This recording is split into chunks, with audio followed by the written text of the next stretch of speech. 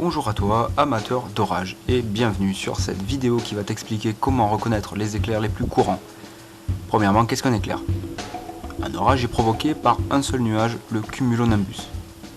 On peut l'imaginer comme une pile géante. Son sommet est une charge électrique positive et sa base est une charge négative.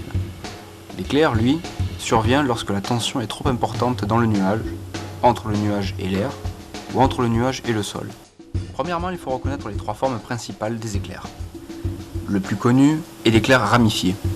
Il se présente avec de multiples embranchements autour du principal tronc électrique. Ensuite, l'éclair fulminant. Il s'agit d'un éclair qui a une forme courbée. Le dernier est l'éclair sinueux. Celui-ci possède une forme plus tourmentée, comme un amas de segments qui lui donne cette forme si particulière. Maintenant, examinons enfin les différents types d'éclairs. L'éclair intra-nuageux. C'est celui que l'on peut voir la majorité du temps durant un orage. Il s'agit d'une décharge à l'intérieur même du nuage. Parfois, celui-ci est visible, mais en règle générale, c'est un flash. 3 éclairs sur 4 sont intra-nuageux. L'éclair internuageux. Cet éclair apaise le différentiel électrique entre deux nuages chargés. Après cette action, les deux nuages possèdent une charge électrique plus équivalente entre eux. L'éclair spider. Voici un éclair qui est relativement rare. Pour qu'il se produise, il est nécessaire d'être en présence d'une cellule orageuse particulièrement électrique. D'expérience personnelle, je l'imagine comme ceci. Il faut arriver à imaginer que le nuage est électrifié dans sa moindre parcelle. Ensuite, la moindre étincelle embrase le nuage. L'éclair se propage au travers de celui-ci, se baladant grâce à toutes les petites parties électriques. Le spider finit sa course lorsqu'il ne trouve plus aucune partie électrique dans le nuage. C'est un éclair qui est particulièrement beau et lorsqu'on peut le voir, on sait immédiatement que l'orage sera extrêmement spectaculaire. L'éclair en nappe. À présent, on descend d'une hauteur. Cet éclair corrige le différentiel électrique entre le nuage et l'air ambiant.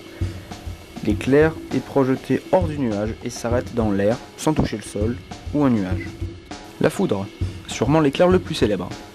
C'est simple, le nuage se décharge dans le sol. C'est évidemment l'éclair qui tue aussi. 100 à 300 personnes sont touchées chaque année en France pour 8 à 15 morts. La majeure partie du temps, une personne foudroyée s'en sort, mais pas toujours indemne. Cela peut aller de quelques brûlures à des fractures ou même la perte de membres. La foudre positive. Il faut savoir que la foudre est une décharge électrique négative. Cependant, parfois, et de manière très rare, la foudre peut être positive. Il n'y a que peu d'infos sur ce phénomène. On sait seulement que le tonnerre qu'il produit est comparable à une explosion, un coup de canon.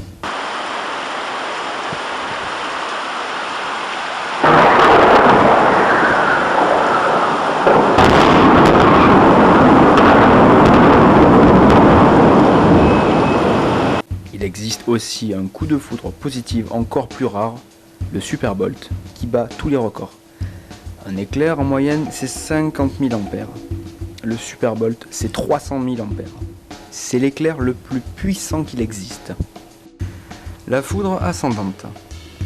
Encore un éclair assez peu répandu.